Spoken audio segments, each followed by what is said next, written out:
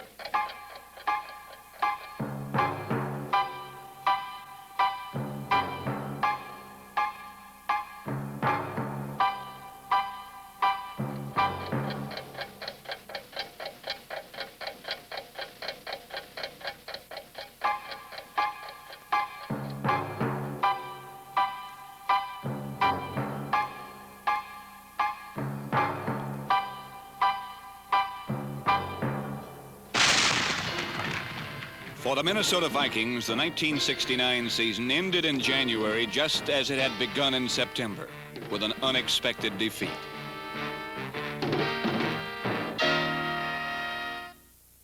It all began with quarterback Gary Quazzo and receiver John Henderson, who combined perfectly for the season's first touchdown.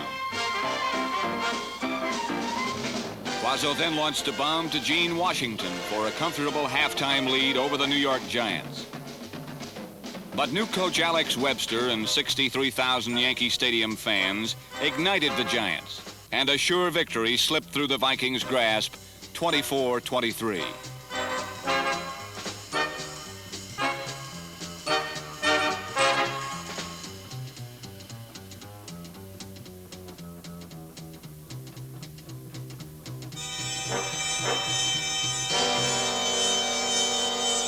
Then came the home opener. For 1 year, Joe Kapp had thought about the Baltimore Colts. His thoughts became reality when an early touchdown pass flew straight to Dave Osborne. Moments later, a long pass to Gene Washington covered 83 yards and a second touchdown. A third touchdown pass sailed to wide receiver Bob Grimm, number 27. Touchdown pass number 4 went to tight end Kent Kramer. Ignoring a fractured left wrist, Kapp floated touchdown number 5 to Gene Washington. Kapp drilled a short pass to tight end John Beasley for touchdown number 6. A Kapp pass to Jim Lindsey became number 7, which tied the NFL record for touchdown passes and heralded the start of something big for Joe Kapp and the Vikings. The University of Minnesota's Memorial Stadium was the site for game number 3. The Pack was back. But in the first pro game ever played in a Big Ten stadium, Minnesota's Purple Gang decked Green Bay's Bart Starr 8 times and missed a shutout by only 5 seconds.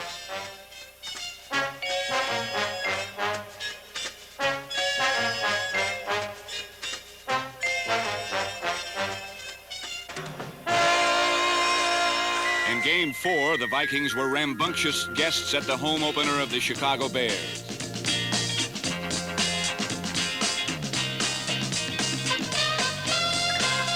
The Vikings not only defeated the Bears by 31 points, but earned the first shutout in their 9-year history.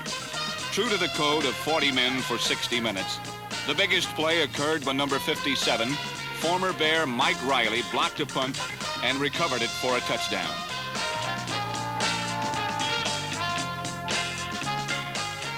Game 5 was against the Cardinals in St. Louis. Joe Kapp threw 1 touchdown pass to John Beasley and 2 to John Henderson. And for the first time in their history, the Vikings had won 4 consecutive games.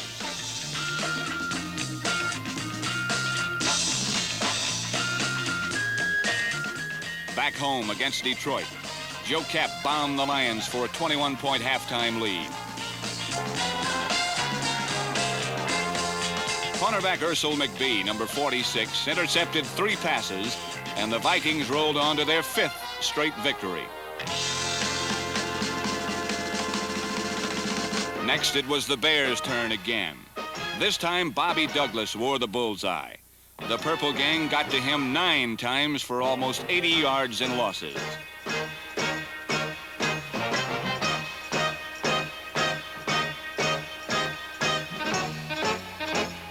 On offense, magnificent blocking allowed Joe Cap to throw 2 more touchdown passes.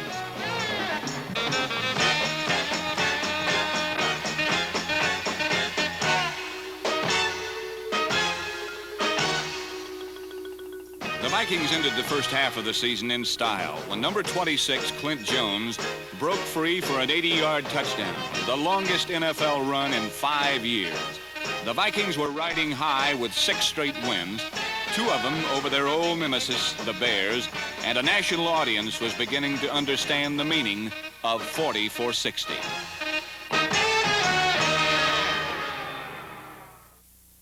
The second half of the season began with the red-hot Cleveland Browns, led by quarterback Bill Nelson.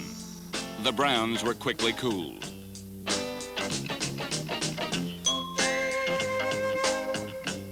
The front 4 pressured Nelson into 4 interceptions, 3 by number 20, Bobby Bryant. The Viking offense scored the first 9 times it had the ball.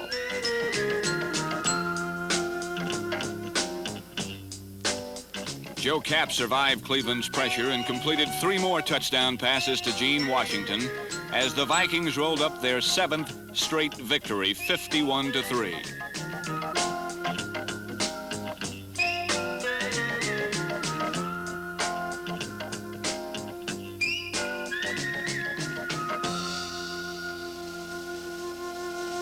Next came the crucial rematch with the Packers in Milwaukee on a day when neither team's offense could score a touchdown. In a savage defensive battle, the Vikings gained their 8th consecutive victory. Green Bay's last chance was thwarted by Bobby Bryant's interception inside the Viking 10. The Pittsburgh Steelers were next. Quarterback Gary Quazzo, for the 2nd straight week, played a major part in proving that 40 for 60 was more than just a slogan.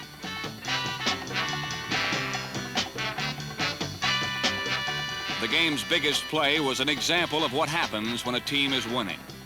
Number 87 is John Beasley. 26 is Clint Jones. And 52 is the number of points the Vikings scored as they rolled to their 9th straight victory. Then came Thanksgiving Day in Detroit. The Lions had won 4 straight and were prepared to play their biggest game in 7 years. At stake was the Central Division title.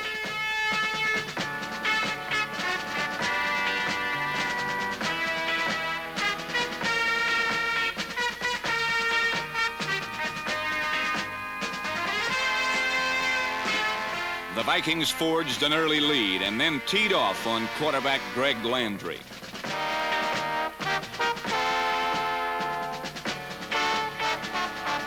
The final crushing blow occurred when Alan Page tipped a pass and Jim Marshall intercepted.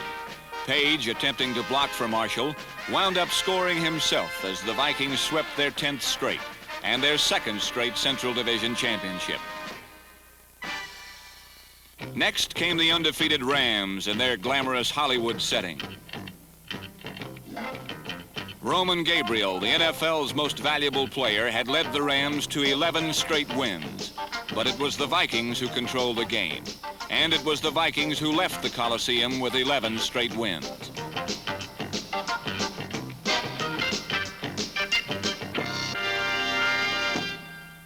Back home the following week, the biggest story of the day was an 11-year-old boy whose hot air balloon dumped him in the Minnesota River 3 miles away. It was a tough act to follow, but the Vikings and 49ers managed quite a show of their own.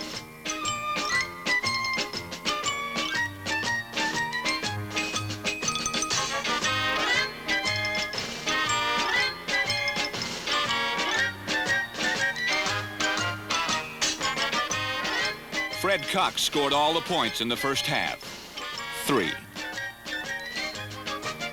In the second half, the visibility improved.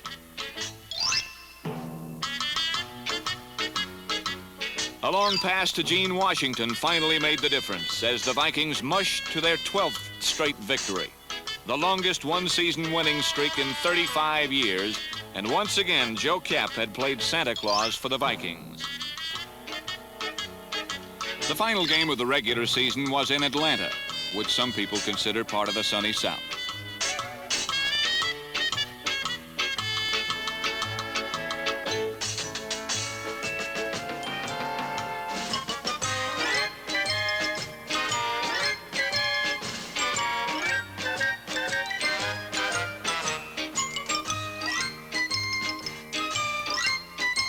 The Falcons won 10-3.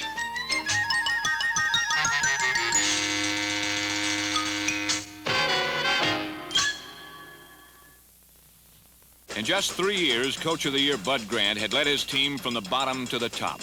The Vikings scored the most points in all of pro football. They gave up the fewest ever in a 14-game season.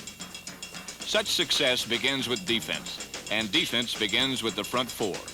Number 81, Carl Eller. Number 77, Gary Larson. Number 88, Alan Page.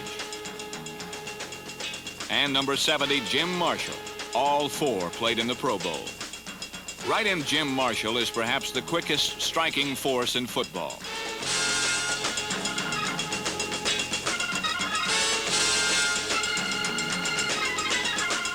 Tackles Gary Larson and Alan Page apply the inside pressure.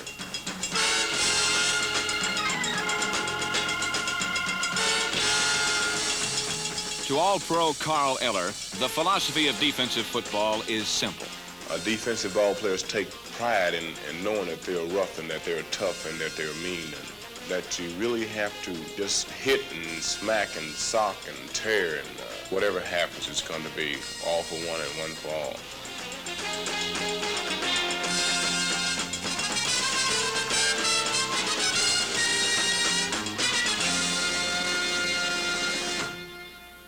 The Vikings secondary also punishes people with devastating hitters like Dale Hackbart, number 49.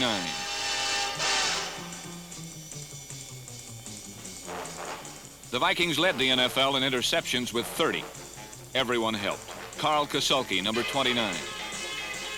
Ursel McBee, number 46. Ed Shirachman, number 45. Paul Krause, number 22. And the new star, Bobby Bryant, number 20. In spite of his rail-thin 168 pounds, Bryant always seemed to be making the big play for the Vikings.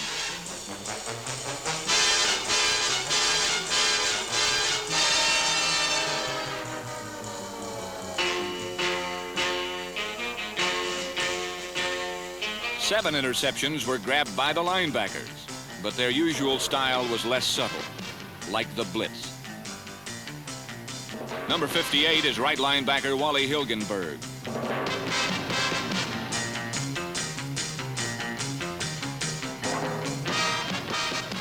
Number 60 is left linebacker Roy Winston.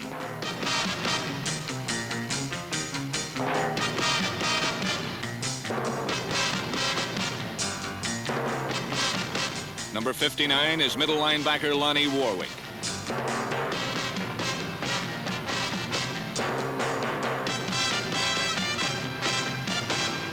Place kicker Fred Cox scored 121 points, the most points ever scored in the NFL by place kicking. Another special team member, number 40, Charlie West, accounted for almost 500 yards in kick returns.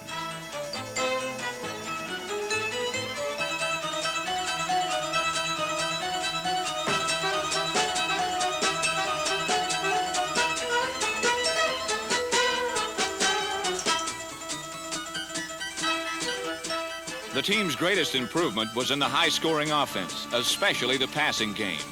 It wasn't fancy, but it was extremely effective. John Beasley, number 87, was the tough-catching tight end.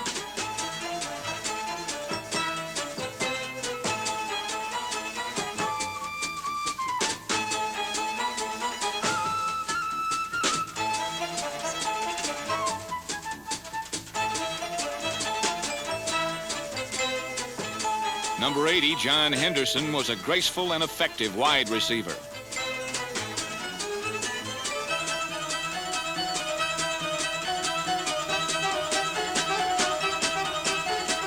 Number 84, willowy Gene Washington, is rapidly approaching his goal to be the best receiver in football. He can catch the ball anywhere on the field, but most often he seems to catch it behind the defense.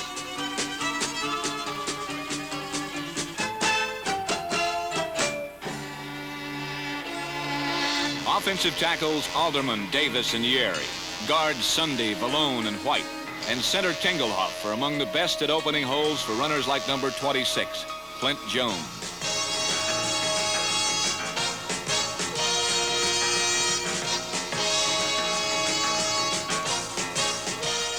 Number 32, second-year back Oscar Reed, averaged nearly 5 yards per carry.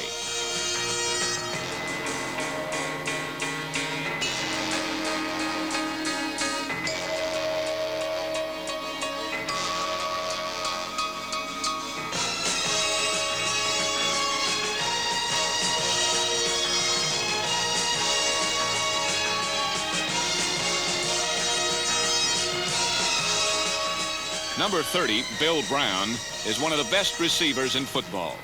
But what Bill Brown is best known for is his roughhouse style of running.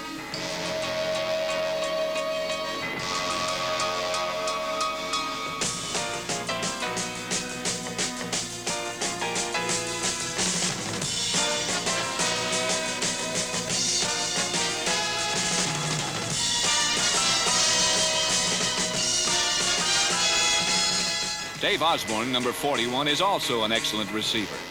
But what he is best known for is his vast repertoire of second effort moves.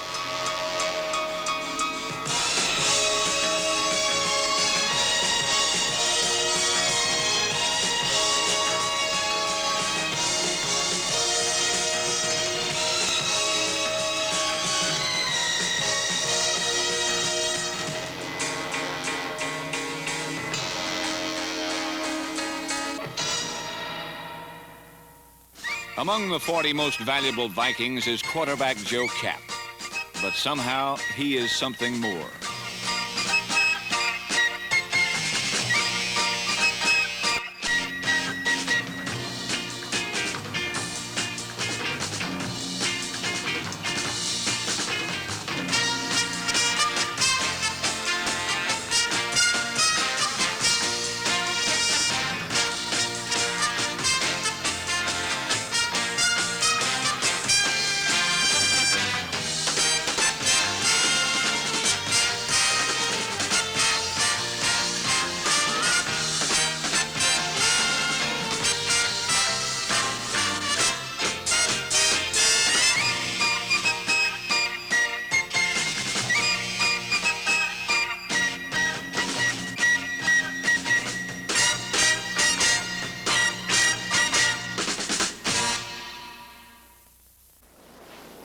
December 27th, Metropolitan Stadium. The Vikings versus the Rams in the Western Conference Championship game.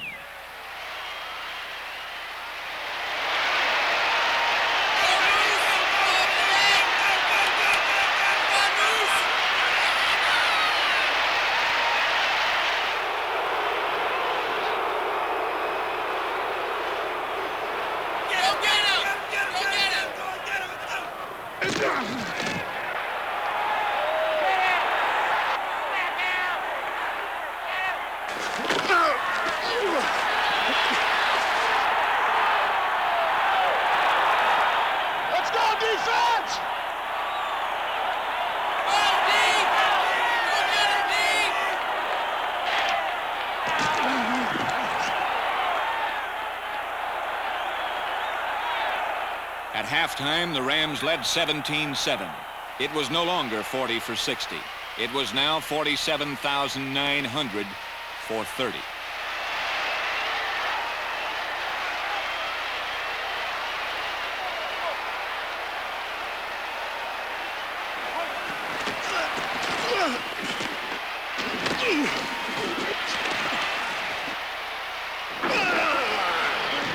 Hurts a little, huh?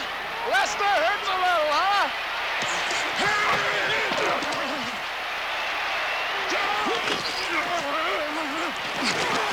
All right, let's go. Come on, get it. 3:18. Hunt.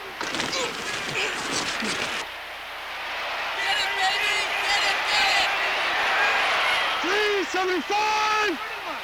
Hunt! Hunt!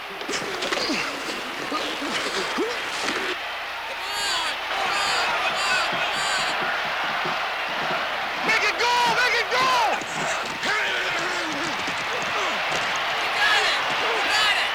We got it! Come on, Joe! Come on, Joe!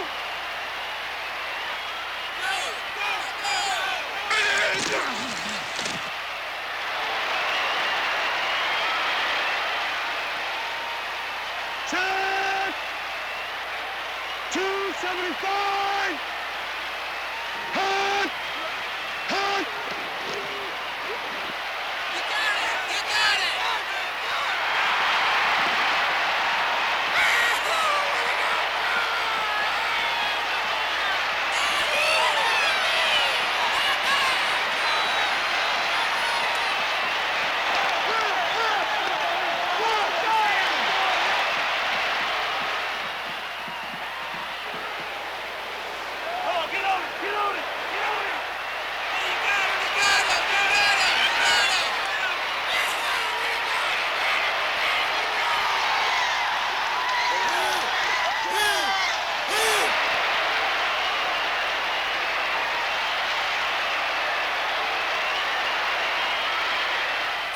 Seconds to play, and the Rams were driving.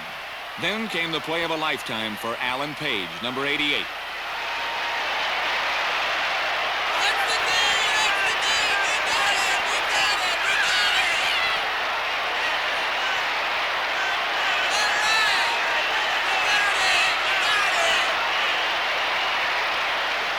Hey, you did it for us today, Al. You and Moose, way to go. Hey, look here. And then suddenly it was over.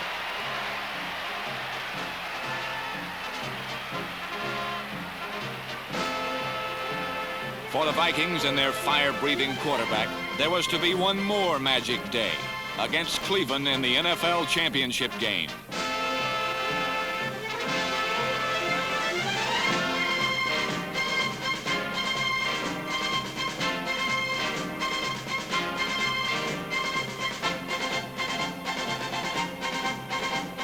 After the first 7 minutes, the Vikings were being acclaimed as the new NFL champions. It was a magic day that belonged in great part to a unique quarterback.